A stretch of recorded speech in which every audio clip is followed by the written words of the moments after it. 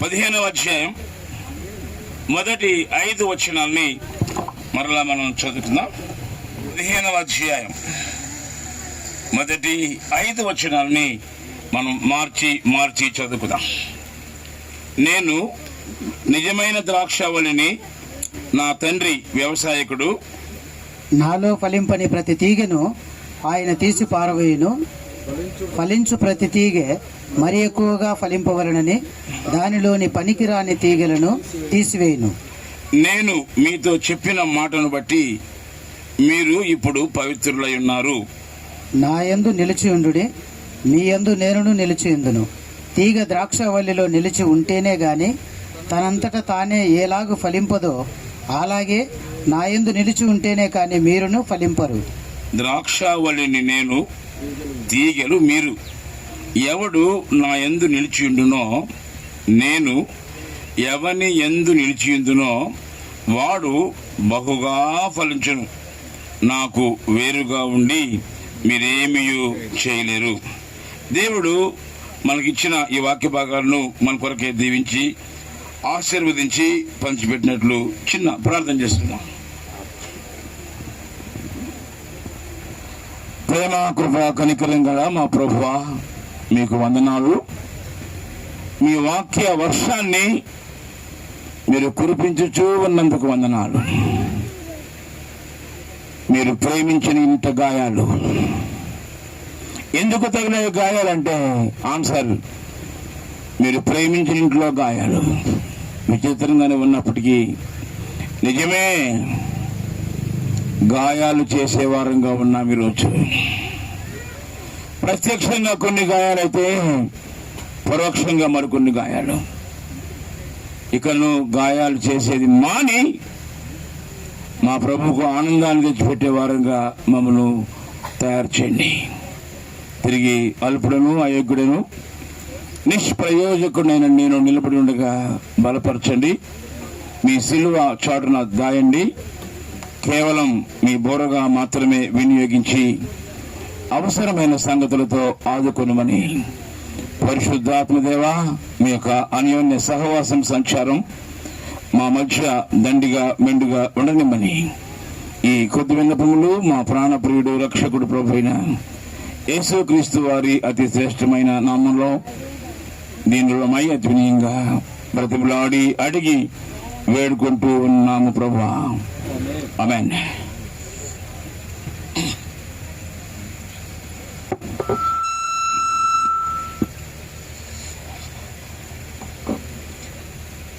ప్రభునందు ప్రియరా, ఉదయకాలం మనం ఫలించాలి అని కొన్ని విషయాలు మనం చూసాం. మొదటి ఫలం చెప్తారా? మంచి ఫలము. రెండవ ఫలం పరిశుద్ధత. మూడవ ఫలం ఆత్మ ఫలాలు. నాలుగవ ఫలం వెలుగు ఫలములు. ఐదవ ఫలం నీతి ఫలములు. సో జ్ఞాపకం పెట్టుకున్నారైతే మరి పార్టీ ఇవ్వాల్సిందే. Thank you. మరి ఈ రెండవ సెషన్లో అన్న ముందు చెప్పాడు, మనం ఫలించాలంటే ఏం చేయాలి? విన్న వాక్యాన్ని గ్రహించాలి. విన్న వాక్యాన్ని గ్రహించాలి. ఇక్కడే మనం ఫెయిల్ అవుతూ ఉంటాం. ఒకరిలో భార్య భర్త అంటే కొత్తగా పెళ్ళైంది మనకి. ఒకరోజు భార్యకి జ్వరం వచ్చింది. ఏమొచ్చింది? అవి మాత్రం బాగా చెప్తారు. ఏమొచ్చింది? జ్వరం వచ్చింది. జ్వరం వస్తే డాక్టర్ దగ్గరికి ఎవరు పోవాలి? భార్య బావాలన్నా భర్త బావాలన్నా? ఈయనకి ప్రేమ ఎక్కువైపోయింది. ఎవరికి? భర్తకి. నువ్వు ఉండని చెప్పి ఆయన కోసం పెట్టి ఈయన పోయినాడు.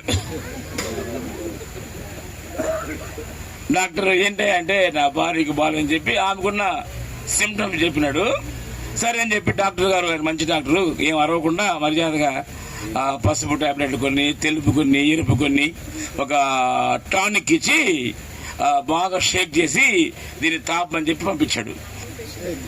డాక్టర్ చెప్పేది విన్నట్టే ఉంది కదా, మనసు అంత ఉంది.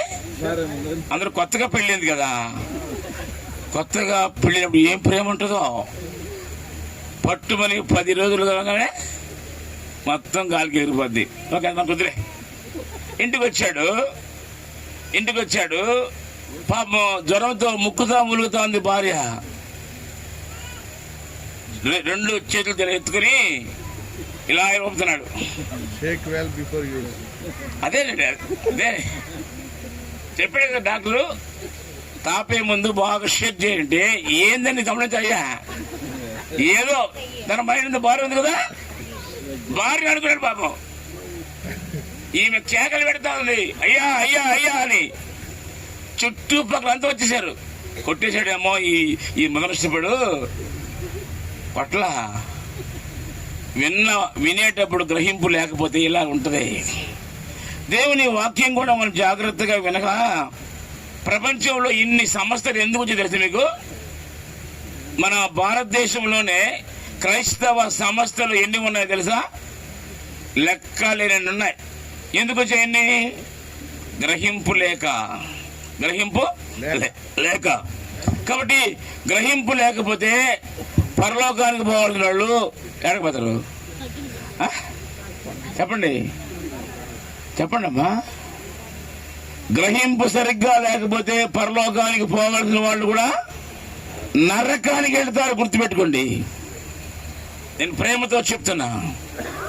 గ్రహింపు సరిగ్గా లేకపోతే పోయేది నరకానికే. చాలా మంది మోసపోతున్నారు. పోకుండా పోతామా పరలోకానికి అని. అట్లా పోకుండా పోతాం అనుకుంటే నువ్వు పోయేది కాదు నరకానికే. మోసపోవద్దు. దేవుని దగ్గర దేవుని విషయాల్లో ఏమాత్రం మనం అజాగ్రత్తగా ఉంటే మనకు నష్టమే వస్తుంది. Okay, right. మనము వాక్యాన్ని చదివేటప్పుడు ఎలా చదవాలి అని అంటే, మనము ఎవరికన్నా రాయమని చెప్పామనుకోండి, మనం చెప్తున్న వాళ్ళు రాస్తున్నారు, ఏ స్పీడ్లో చెప్తాం మనం? ఆ స్పీడ్లో చదవాలి బైబిల్ని. మనం చెప్పనా?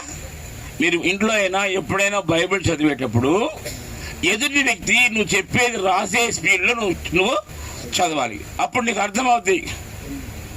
ఇక ఎక్స్ప్రెస్ లాగా నువ్వు చదివానుకో ఒక్క ముక్క కూడా, నేను ఎవరిని పాయింట్ అవుట్ చేయలేదు, జస్ట్ మీకు హింట్ ఇస్తున్నాను. డిక్టేషన్ చేసేటప్పుడు ఏ స్పీడ్లో మనం చదువుతామో ఆ స్పీడ్లో చదివితే కనీసం 1-2 పాయింట్లన్నా మనకు అర్థమవుతాయి. చాలా మంది బైబిల్ చదువుతారు, దాదాపు 100% బైబిల్ చదివేవాళ్లే. నేను ఎవరైనా పాయింట్ అవుట్ చేయను. అయితే చదివిన వాళ్ళని ఇంటర్వ్యూ చేయండి. ఏం చదివేమో మాకు కందాక కింద ఆయన నపంసకుడు ఉన్నాడే, ఐథోపియా దేశపు ఫైనాన్స్ మినిస్టర్. నువ్వు చదివేది గ్రహిస్తున్నావు అంటే నాకేం తెలుస్తుంది ఇలా? అట్టా మనవాడు కూడా. నా మీద బాధపడద్దండి. దేవుని వాక్యం ఏం చెప్తుంది మనకి? ఒక మాట చూడండి, మొదటి అధ్యాయం కీర్తన గ్రంథంలో 1వ అధ్యాయం. దుష్టుల ఆలోచన చొప్పున నడవక, పాపుల మార్గము నిలవక, అపహాసకులు కూర్చుండు చోటున కూర్చుండక, యెహోవా ధర్మశాస్త్రమునందు ఆనందించుచు దివారాత్రము దానిని ధ్యానించువాడు ధన్యుడు. దివారాత్రులు దానిని ధ్యానించువాడనుందా? చదివేవాడనుందా? ధ్యానించువాడు. ఇప్పుడే మనం బిర్యానీ తినేలా, బిర్యానీ ఏమిటన్నా పేరు ఇది? బిర్యానీనా? అదేమి నాకు తెలియదు. దమ్ బిర్యానీ ఏది మాకు తెలియదు. తిన్నావా మీరు? చెప్పండి అమ్మా. ఎటు తిన్నారు? అరే ఎటు తిన్నారు? కలుపుకున్నారు, నోట్లో పెట్టుకున్నారు, ma'am ma'am ma'am ma'am ma'am ma'am ma'am అని నమలలేదా?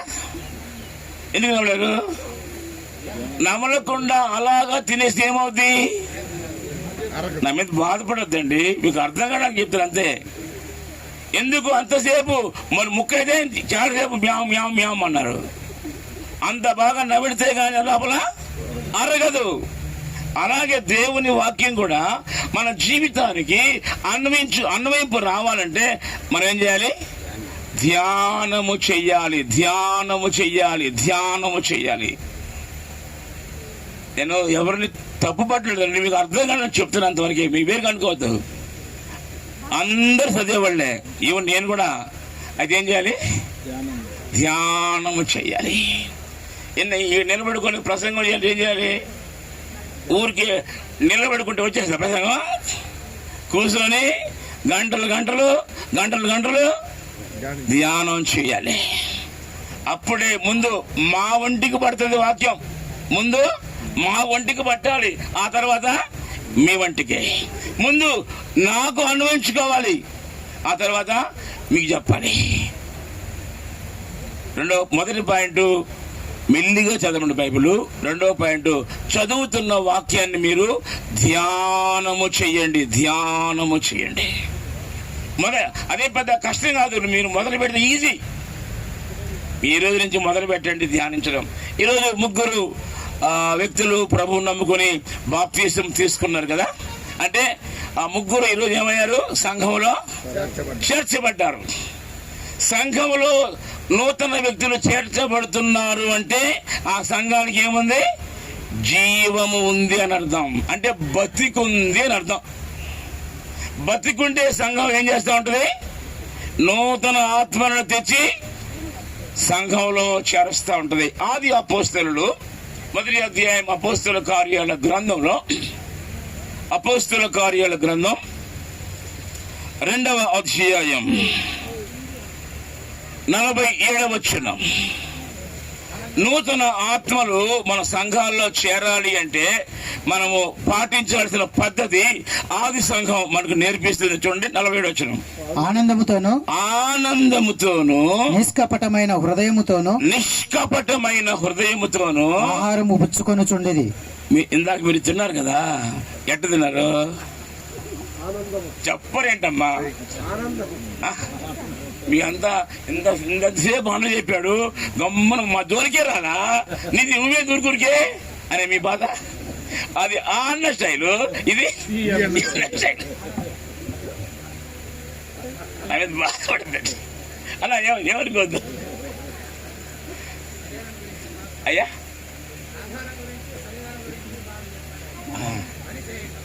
చెప్పండి చదవండి. ఆనందముతోను సంఘములో ఏముండాలి? ఆనందం ఉండాలి, ఆనందం ఉండాలి, ఆనందం ఉండాలి. దేవుడు మనకు చెప్పే మాట అదేనండి, ఎల్లప్పుడూ ఆనందంగా ఉండండి. ఎప్పుడంట? ఎల్లప్పుడు. అట్లా ఫిలిప్పీ 4:4 ఏం చెప్పాడు? ప్రభువునందు ఆనందించుడి, మరలా చెప్పుతున్న ఆనందించుడి, ఎల్లప్పుడూ ఆనందించమని చెప్తా బైబిల్. సంఘాలలో నూతన ఆత్మలు చేరాలంటే సంఘం ఎట్లున్నది? ఆనందంగా ఉండాలి, ఆనందంగా ఉండాలి. నేను ప్రేమతో చెప్తున్నా, ప్రతి విషయంలో ప్రతి సందర్భంలో ఆనందంగా ఉండాలి. పోలీస్ డిపార్ట్మెంట్ వచ్చి మైక్ ఆపమంటే ఎలా ఉండాలి? మనం నన్ను అడిగితే గంతులేయాలి, ఇట్లా ఎగరాలి ఎగరాలి. ఎందుకు? దేవుడు చెప్పాడు కదా, చెప్పలేదా? బైబిల్ చెప్పే సత్యం చెప్తానండి. ఎల్లప్పుడూ ఆనందంగా ఉండాలి. సంఘంలో ప్రతి ఒక్కరూ పరిస్థితులు ఎలాగున్నా ఆనందంగా ఉండాలి. నెక్స్ట్, నిష్కపటమైన హృదయముతో చదవన్నా. ఆనందము నిష్కపటమైన హృదయముతోను. హృదయం ఎలా ఉండాలి? నిష్కపటంగా ఉండాలి. యేసు ప్రభు మాట్లాడుతూ ఆయన లోకంలో ఉన్నప్పుడు శిష్యుల్ని ఊర్లోకి పంపించాడు. మీరు వెళ్ళి సువార్త చెప్పండి అని.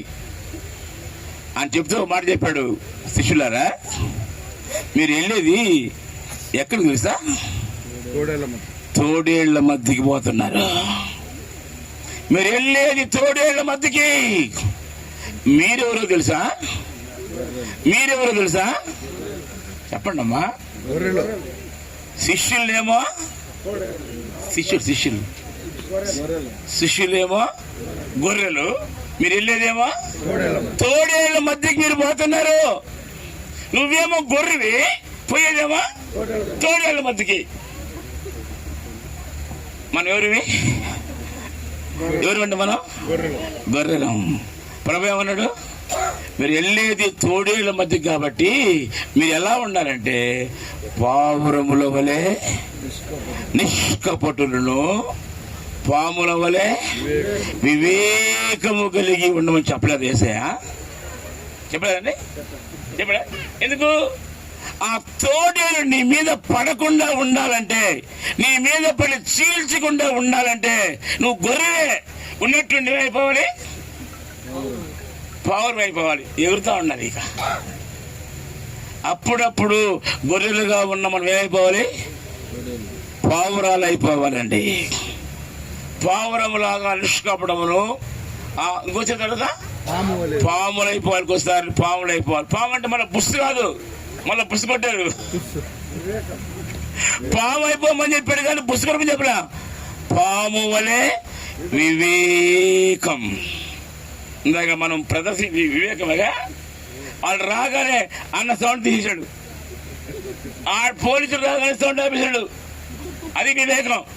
ఆయన బాగానే మళ్ళీ పెట్టాడు. ఎగ్జాంపుల్ చెప్పి బాధపడుతుంది. అది అది మన వాళ్ళు కొంతమంది వాళ్ళు రాగానే సౌండ్ పెడతారు. అదే అది అవివేకం. వివేకమైతే సౌండ్ తగ్గిస్తావు, అవివేకమైతే సౌండ్ పెడతారు. మా దేవుడు గొప్ప కాదు. ఎవరున్నారు? వాళ్ళు ఎవరు రానప్పుడు గొప్ప, వాడు వచ్చినప్పుడు తగ్గించు సౌండ్. అదే పాముల వలె వివేకంగా ఉండడం. లోకంలో ఉన్న వాళ్ళందరూ తోడేళ్ళు. ఆ తోడేళ్ళ దగ్గర వెళ్తున్నప్పుడు మనం ఎలా ఉండాలి చెప్పండి? పావురము వలె నిష్కపటంగా ఉండాలి. ఎందుకు యేసయ్య మనల్ని పావురంలాగా నిష్కపటంగా ఉండమన్నాడు? తోడేళ్లుగా ఉన్న వారిని మనం గొర్రెలుగా మార్చడానికి వెళుతున్న ఊర్లోకి. ఒకప్పుడు మనం కూడా తోడేళ్ళే, ఇప్పుడు గొర్రెలయ్యాం. ఈ గొర్రెలుగా ఉన్న మనము ఊర్లో ఉన్న తోడేళ్ళని గొర్రెలుగా మార్చాలంటే మన దగ్గరే ఉండాలి పావురము వంటి నిష్కపటమైన హృదయం ఉండాలి. అదే రాశాడు. ఆనందముతోనూ నిష్కపటమైన హృదయముతోనూ ఆహారం పుచ్చుకొనిచ్చు ఉండిది. మరియు ప్రభు రక్షణ పొందుచున్న వారిని ఎప్పుడైతే వీరు ఆనందము నిష్కపటాన్ని మెయింటైన్ చేశారో, ఇప్పుడు ఎవరు వస్తున్నారు లోపలికి? రక్షణ పొందుచున్న వారు అనుదినము వారితో చేర్చబడ్డారు. నూతన ఆత్మలు సంఘంలో రావాలంటే ఏం మెయింటైన్ చేయాలి? నంబర్ 1 ఆనందం, నంబర్ 2 నిష్కపటమైన హృదయం. మళ్ళీ చెప్పనా? మీరు నేను చెప్తూనే ఉంటా. నూతన ఆత్మలు సంఘంలో చేర్చబడాలంటే ఆది సంఘం ఏం ప్రాక్టీస్ చేసింది? ఆనందం. తినేటప్పుడు కూడా ఆనందమే. నిష్కపటమైన హృదయాన్ని మెయింటైన్ చేసింది. రక్షించబడిన వారు ఇప్పుడు ఈ 3 ఆత్మలు ఎన్ని రోజులు వచ్చాయండి? ఎక్కడ ఈ 3 వ్యక్తులు ఎన్ని రోజులు వచ్చారు సంఘంలోకి అన్న? 1 year కదా. Thank you. అప్పుడు రోజు, ఇప్పుడు సంవత్సరం. దాన్ని తగ్గించాలంటే ఏం చేయాలి? ఇంకా సంవత్సరానికి 3 కాదు. నేను ఇప్పుడు అంటున్నా, నెలకి కనీసం 3 పెడదాం. ఆడ ఒకరోజు అన్నాడు కదా, రోజు వద్దులే. అంత వద్దు మనకు, అంత ఆశ వద్దు మనకి. అంత ఆశ నెలకి పెడదామా, 3 నెలలు పెడదామా? దానికి బదులు నేను కొన్ని పెడదాం. 3 నెలలు పెడదామా, నెలలు పెడదామా? 3 నెలలు. Okay, thank you. అందరికి ఇష్టమేనా? 3 నెలలకి కనీసం ఒక్కసారి అట్లీస్ట్ ఒక ఆత్మదారు నాకు ఎక్కువ, ఒక చాలు. 3 నెలలకు ఒకరికి ఎంత అయ్యారా సంవత్సరానికి? 4 చాలదా? తృప్తిగా ఉందామండి కరిగినట్టుగా. ఇంకా కావాలా అనుకోవద్దు.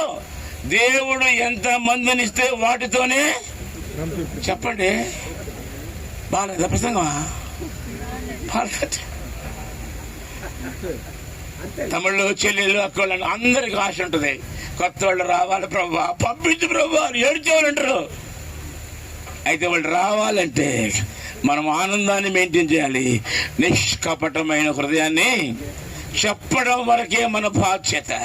వాళ్ళు రక్షించబడతారో రక్షించబడరో అనేది ఆయన చేతిలో ఉంటుంది. దయచేసి పొరపాటును కూడా నేను రక్షించాను, నా వల్ల వచ్చారు అనేది ఉండకూడదు. ఏది జరిగినా పరలోకంలో ఉండే దేవుడే జరిగిస్తూ ఉంటాడు. కాబట్టి నూతన ఆత్మలు ఆది సంఘంలో ఎలా చేర్చబడ్డారంటే ఆనందాన్ని మెయింటైన్ చేశారు. వాళ్ళు నిష్కపటమైన హృదయాన్ని మెయింటైన్ చేశారు. అనుదినము, అది ప్రారంభం కాబట్టి అనుదినం అండి. వాళ్ళతో మనం ఎందుకు పోల్చుకునేది? ఇది ప్రభు ఈ మీటింగ్ అయిపోయే లోపల కూడా నా ప్రసంగం ముగించే లోపల వేసారాడా? నన్ను గ్యారెంటీ ఉందా? వచ్చేచ్చు. అయితే ఆయన భూ అని బోర్ శబ్దాన్ని వినిపించినప్పుడు మనం ఎంతమంది రెడీగా ఉన్నాం? ఇప్పుడు ఏసీ వచ్చేస్తే అవును బ్రదర్ నేను రెడీగా ఉన్నా అని ఎంతమంది చెప్పగలమండి? అన్న అప్పుడే వద్దన్నా, ఈరోజు వద్దన్నా, ఈ వారం వద్దన్నా అనేవాళ్ళు ఎంతమంది? దేవుని వాక్యం చెప్తుంది, ఇదిగో నేను త్వరగా వచ్చుచు ఉన్నానని ప్రభువు చెప్తున్నాడు. ప్రకటన గ్రంథం 22:7 చూడండి ఏముందో. ప్రకటన 22:7. ఇదిగో నేను త్వరగా వచ్చుచున్నాను. ఈ గ్రంథములోని ప్రవచన వాక్యములు గైకొను వాడు ధన్యుడు. 7వ వచనం అంటాడు, ఇదిగో నేను త్వరగా 12 చూడన్నా 12 ఇదిగో త్వరగా వచ్చుచున్నాను. వాని క్రియ చొప్పున రెండోసారి చెప్తున్నాడు, ఇదిగో నేను త్వరగా వచ్చుచు. 20వ వచనం 20 అదే అధ్యాయం.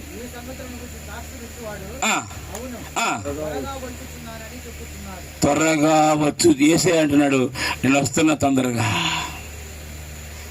ఒకే పేజీలో ఒకే అధ్యాయంలో 3 సార్లు ఏమన్నాడు? నేను త్వరగా వచ్చుచూ ఉన్నాను.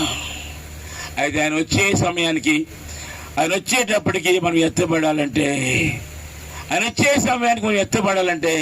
రండి మనం చదువుకున్న 15వ అధ్యాయము, మనం చదువుకున్న భాగానికి వెళ్తాం. మనం ఒకసారి యోహాను సువార్త 15వ అధ్యాయము 4 వెళ్దాం. 4 నా యందు నిలిచి ఉండుడి. ఉండన్నా తొందర ఎందుకు? త్వరగా వస్తా అని చెప్పాను అనుకోలే, తొందర పడితే ఎట్ట? ఏం చెప్పాడు? నా యందు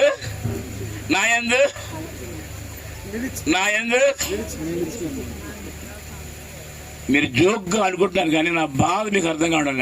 ఎందుకు 2-3 సార్లు అరుస్తున్నానంటే మీ హృదయాల్లో రికార్డ్ అయిపోవాలి. ఎన్ని రోజులైనా మాట రికార్డ్ అయిపోవాలి. అది నా ఆశ. ఏదో వచ్చానా చెప్పానా టైం అయింది వెళ్ళిపోయేది కాదు. విన్నవారి హృదయాల్లో కొంతైనా రికార్డ్ అయిపోవాలి.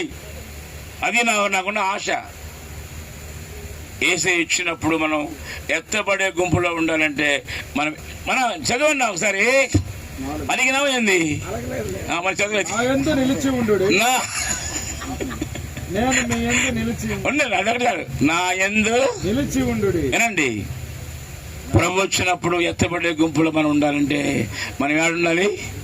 యేసు నందు ఉండాలి.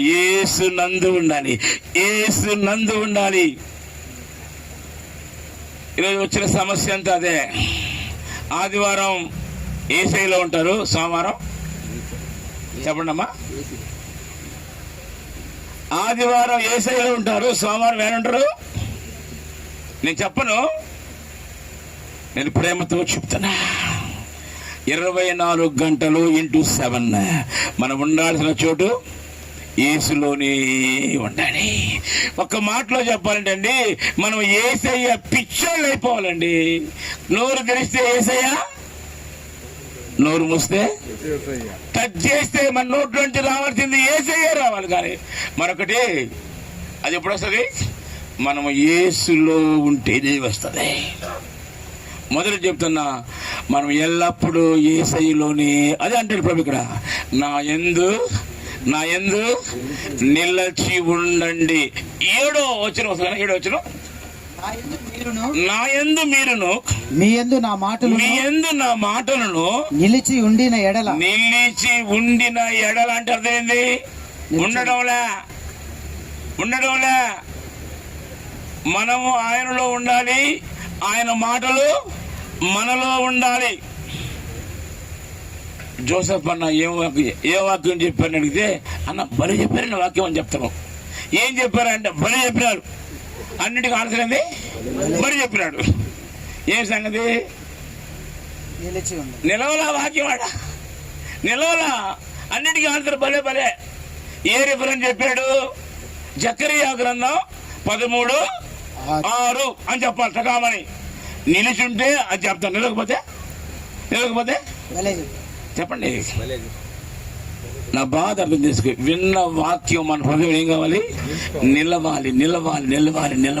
ప్రభు అన్నాడు, నా యందు మీరు అని అంటాడు. మీరు ఎప్పుడు నాలోనే ఉండండి అంటే మనం ఏం చేస్తాం? అంతా బాగుందనుకోండి, ప్రభు అర్ధాక బస్తా ప్రభా చెప్పు, బయట ఉన్నారు. లోకముంది, శరీరం ఉంది, సాతాను ఉన్నాడు, కాచుకుని ఉన్నాడు. ఎవరిని మృంగుదులని గర్జించు సింహంలాగా. వాక్యం చెప్తుంది, మనము ఆయనలో ఉంటూ ఆయన మాటలు మనలో ఉంటే మనకు ఏది ఇష్టమో అది అడిగితే ఆయన ఇస్తాడు. ఆయనలో మనం ఉంటే ఆయనలోనే ఉండాలి. మొదటిది ఆయనలోనే మనం ఉండాలి. కష్టాలు వచ్చినాయని చెప్పి బయటికి రాకూడదు. ఏదో ఇబ్బంది వచ్చింది బయటికి రాకూడదు.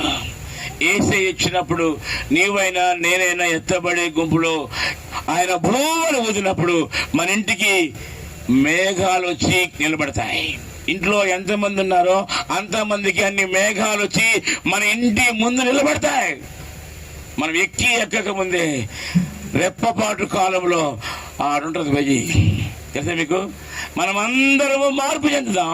ఆ మేఘాల మీద ఆకాశం మండలానికి మనం కొనిపోబెడదాం. ఎంత టైం తెలుసా? కన్ను మూసి కన్ను తెరిచి అంత టైంలో ఏమి 1 minute వెయిట్ చేయొచ్చు కదా. మేము రెడీ రావద్దా?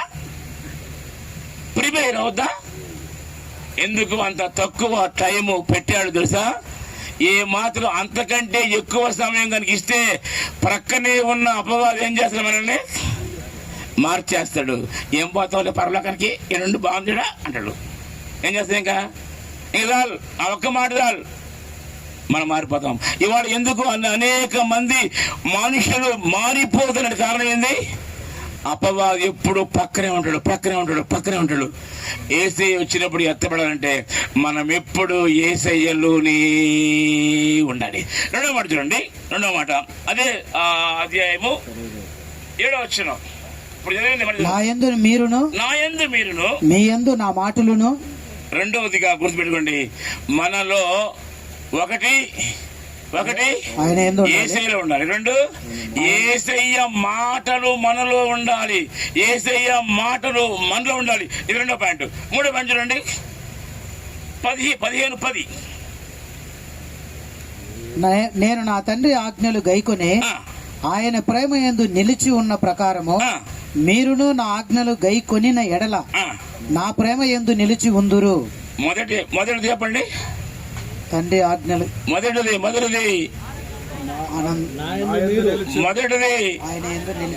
ఆయనలో ఉండాలి. 2వది ఆయన మాటలు మనలో ఉండాలి. 3వది ఆయన ప్రేమలో నిలిచి ఉండాలి. ఇక్కడే మనం కాస్తంత ల్యాగింగ్ లో ఉన్నామేమో అనిపిస్తుంది నాకు. అందరినీ ప్రేమిస్తాం కానీ చెప్పండి, అందరిని ప్రేమిస్తాం కానీ ఆ ఒక్క క్యాండిడేట్ ని మాత్రం, ఆ ఒక్కరిని మాత్రం చెప్పరా? చెప్పండి అమ్మా. ఎవరినన్నా చెప్పన్నా ఓకే, అదిగో అదిగో అదిగో అదిగో యేసయ్య అంటాడు, ఆ ఒక్కరిని కూడా ప్రేమిస్తేనే నేను నిన్ను తీసుకెళ్తా పరలోకానికి. మీకు ఒక సీక్రెట్ చెప్పనా? ప్రేమించడానికి బదులు ఆ వ్యక్తి మనం ఏం చేస్తాం చెప్పండి? ప్రేమించడం లేదు అంటే ఆ వ్యక్తి మనం ఏం చేస్తున్నట్టు? ద్వేషిస్తున్నట్టు. మీకు తెలుసా, ఒక వ్యక్తిని ద్వేషించడం ఇది కూడా ఏందో? యోహాను రాసిన మొదటి పత్రిక 3వ అధ్యాయం, యోహాను రాసిన మొదటి పత్రిక 3వ అధ్యాయం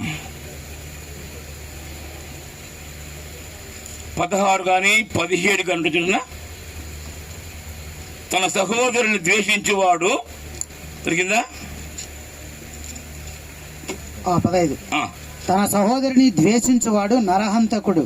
ఏమంటా నరహంతకుడు. కత్తి తీసుకుని పొడిచాను నేను, పడలేదుగా. కత్తి తీసుకుని పడవాలంటే పనిలే. మన సహోదరుని ద్వేషిస్తే దేవుడు ఎలాగా ఫీల్ అవుతాడంటే, కత్తి తీసుకొని పొడిస్తే ఎంతో అంతగా ఫీల్ అవుతాడు. చెప్పాలంటే యేసయ్యకు కలిగే గాయాలు అదొక ఒప్పుకుంటారన్నా? ప్రేమించడానికి బదులు ద్వేషిస్తే గాయమేనా? రండి, చాలాసార్లు తెలుసో తెలియక మనం ప్రేమించడానికి బదులు ద్వేషిస్తూ ఉంటాం. సహోదరుని ద్వేషించడము నరహత్యతో సమానం అని చెప్తున్నాడు. ఏ నరహంతకుని యందు నిత్య జీవం ఉండదు. మూడవదిగా మనం ఏముండాలి? యేసయ్య ప్రేమలో నిలిచి ఉండాలి. యేసయ్య ప్రేమలో నిలిచి ఉండాలి. నాలుగవదిగా యోహాను రాసిన మొదటి పత్రిక లేక 2వ పత్రిక 9వ వచనం, క్రీస్తు బోధ యందు నిలిచి ఉండక. చాలే, ఏనది? ఎన్నో పాయింట్? 4వ పాయింట్. మనము క్రీస్తు బోధ యందు నిలిచి ఉండాలి. క్రీస్తు బోధ యందు నిలిచి ఉండాలి. ఇప్పుడంతా బాగానే ఉంటుందండి. రేపు ఆయన వస్తారు మధ్యాకాశానికి. కొంతమంది ఏంటే పైకి పోలేక అంటుంటుంది, ఎగరలేక. పవర్ లేదు, ఏమి ఎందుకు లేదు? పవర్ ఎందుకు లేదు? క్రీస్తు బోధలో నిలిచి లేదు.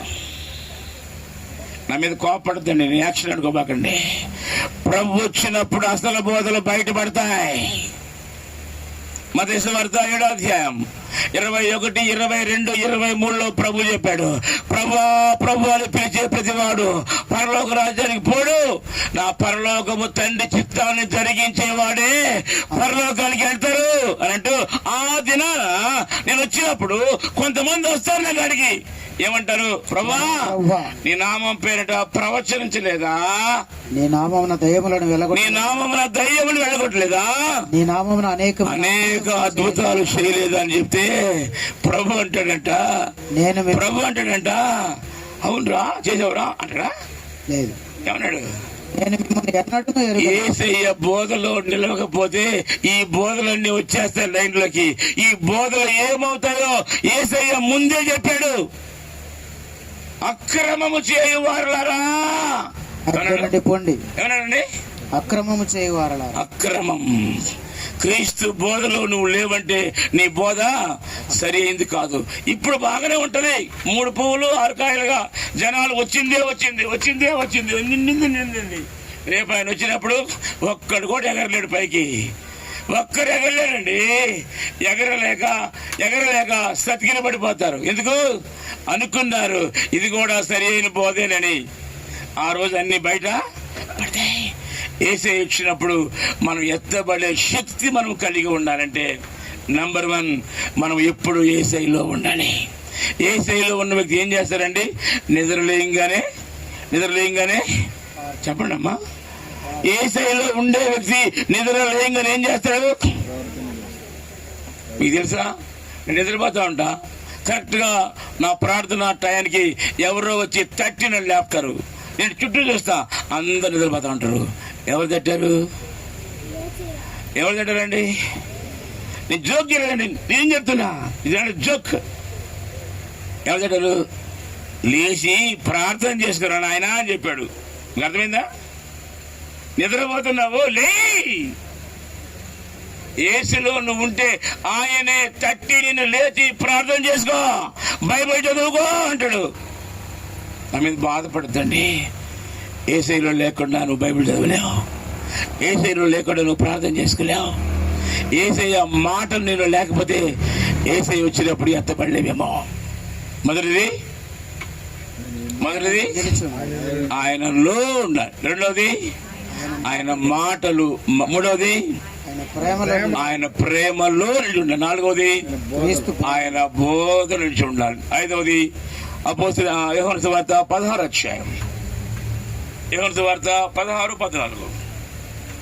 యోహాను సువార్త 14:16. 16 కాదండి, 14:16.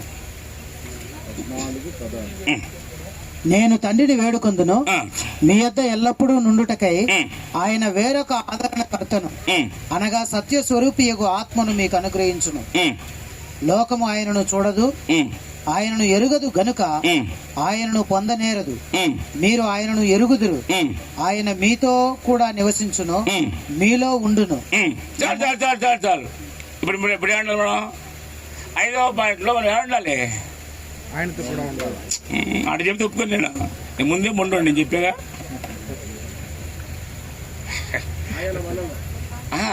అక్కడ అక్కడ వ్యక్తి ఎవరు? అక్కడ వ్యక్తి పరిశుద్ధాత్మ. అది ఆత్మ పరిశుద్ధాత్మలో ఉండాలి. అన్ని చెప్పండి, నేను ఆమెను చెప్పేస్తా. నెంబర్ 1 క్రీస్తులో మనం ఉండాలి. నెంబర్ 2 ఆయన మాటలో మనం ఉండాలి. నెంబర్ 3 ఆయన ప్రేమ. నెంబర్ 4 ఆయన బోధ. నెంబర్ 5 పరిశుద్ధాత్మలో మనం ఉండాలి. ఈ 5 మనం ఫాలో చేస్తే యేసయ్య ఎప్పుడు వచ్చినా మొహమాటం లేకుండా గ్యారెంటీగా ఆయనతో ఉంటాం. దేవుడు తన మాటలు మన కొరకే దీవించును గాక. చిన్న ప్రార్థన చేసుకుందాం. ప్రేమ నమ్మకం గల మా ప్రభువా, మీకు వందనాలు, స్తోత్రాలు. ఉదయకాలం నుంచి మీ బిడ్డలు ఓపికతో మీ వాక్యం విన్నారు. విన్నవారి హృదయాల్లో మీ ఆత్మకార్యం జరగనివ్వండి.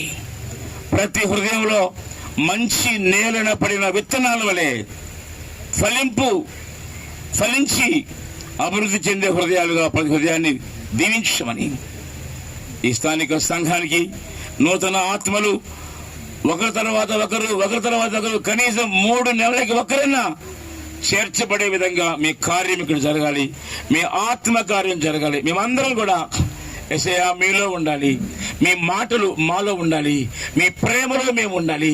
ప్రభా మాత్రమే కాదు నాయనా ఈ చివరి దినాలలో ఆత్మలో, పరిశుద్ధ ఆత్మలో మేము ఉండాలని జ్ఞాపకము చేసిన మాటలు మా హృదయాల్లో ముద్రించండి. అపవాది దుష్టుడు ఎత్తుకొని పోకుండా మేమందరం ఓపికతో ఫలించే వారంగా ఉండే కృపనిమ్మని, స్థానిక సంఘాన్ని, సంఘంలో ఉన్న ప్రతి ఒక్కరిని, ఆ చుట్టుపక్కల ప్రాంతాల నుంచి ఒక్కరిని మీరు జ్ఞాపకం చేసుకుని దీవించమని ఈ కొద్ది విన్నపములు మా ప్రాణప్రియుడు రక్షకుడు ప్రభు యేసు నామములో అడిగి వేడుకుంటున్నాం ప్రభా. ఆమేన్.